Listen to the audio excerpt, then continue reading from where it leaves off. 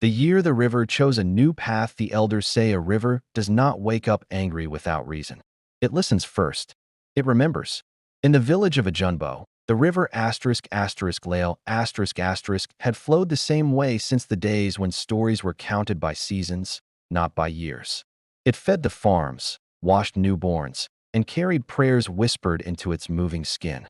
The people called it Mother Who Walks, because it moved but never left.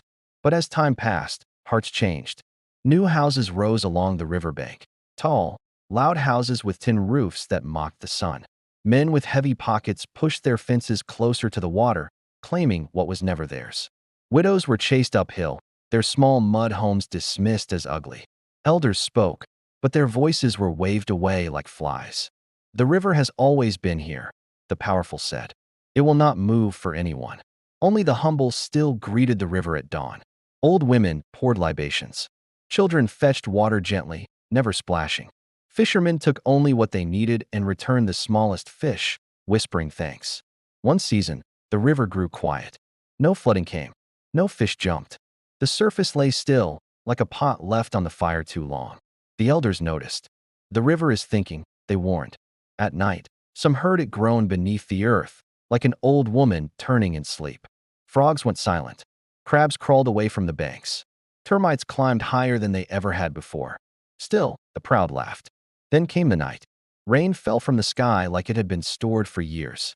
Thunder tore the darkness open. The river swelled, rising higher than any living person had seen. It pushed against the new walls, tested the concrete, and listened one last time. Before dawn, the earth itself shifted.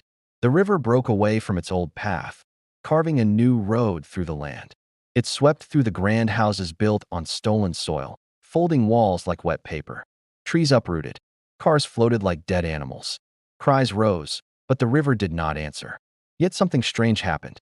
When the water settled, the small homes uphill, the cracked mud houses of widows, the huts of the poor, the homes of those who had always shared, stood untouched.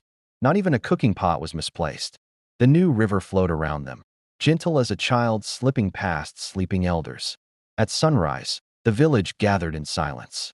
Where arrogance once stood, there was water. Where humility lived, there was dry ground. An old woman stepped forward, leaning on a stick older than memory. She looked at the river's new path and said, "The river did not destroy. It corrected."